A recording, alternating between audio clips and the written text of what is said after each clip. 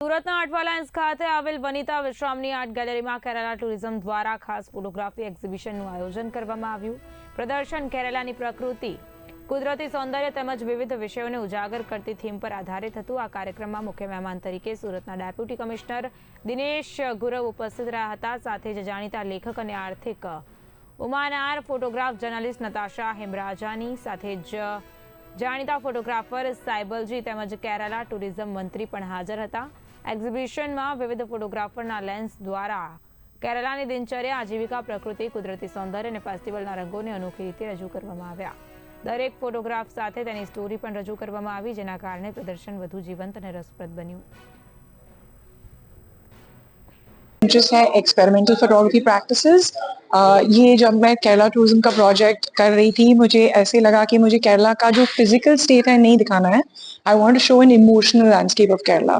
तो मेरे सारे फ्रेम्स में ये लेयर्स की स्टोरीज है जो कॉलोनियल रेसिड्यू या लेगेसी ऑफ मार्शल आर्ट्स या फॉरेस्ट और मैन का कॉन्फ्लिक्ट, ऐसे सारे स्टोरीज है जो मैंने डबल एक्सपोजर्स में दिखाए हैं. और बहुत सारे लोग के दिमाग में ऐसा है कि केरला एक ग्रीन स्टेट है, लेकिन मुझे सबसे महत्वपूर्ण कलर रेड लगा, क्योंकि Kerala is famous for its labour rights movements, for its passion. The people are very passionate and courageous. तो मेरा कॉमन थीम वर्क का डोमिनेंट कलर रेड है. और सारे जो ट्रेडिशंस भी शूट किए हैं, कलरी या थिरियत्तम या मोहिनीअट्टम, उनका बैकग्राउंड स्टोरीज लेगेसी है और ज़्यादातर परफॉर्मेंस पे फोकस नहीं है. मैं एक लेखक हूँ, 36 साल से लिख रही हूँ और मैं एग्जीबिशंस क्यूरेट करती हूँ, तो मैं समीक्षक हूँ.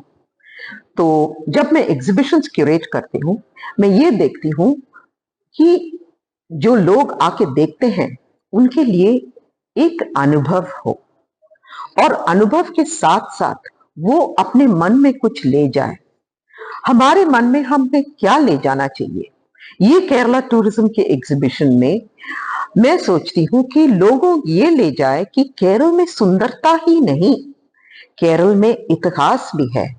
केरल का प्रकृति जो है उसमें कहानियां हैं जो पुराने हैं, जो सदियों से बीती हुई आए हैं, મગર કહાનિયા હે જો હું અહીંયા ડેપ્યુટી મ્યુનિસિપલ કમિશનર સુરત તરીકે કામ કરું છું. કેરલા ગવર્મેન્ટનું એક યુનિક ઇનિશિયેટિવ છે, જેમાં એક જે ફોટોગ્રાફર્સ, અલગ અલગ ફોટોગ્રાફર્સ છે, એમના લેન્સથી, એમના વ્યૂથી જે અલગ અલગ કેરલાને કેવી રીતે જોએ છે એ આપણે એમાં અત્યારે જોઈ શકીએ છીએ.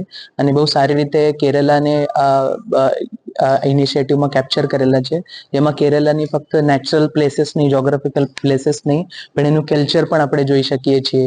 પછી એનું જે લોકો છે એ લોકોની ડેલી લાઈફ આપણે જોઈ શકીએ છીએ, એનું આર્કિટેક્ચર જોઈ શકીએ છીએ. તો આ બધા તમામ જે સુરતીઓ છે અથવા ગુજરાતના જે પણ લોકો છે, હું તમામને રિક્વેસ્ટ કરું છું કે આ જે ફોટોગ્રાફી એક્ઝિબિશન છે એમાં આપ આવો, અને એમાં આવીને ફક્ત પેસિવ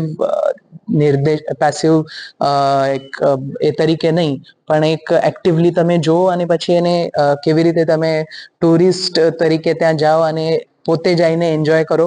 અને એ બધા માટે, સારા ઇનિશિયેટિવ માટે હું કેરલાની તમામ ટીમને તેમજ અહીંયા જે ફોટોગ્રાફર્સ આવેલા છે, નતાશાજી છે, સાયબલજી છે, તમામને હું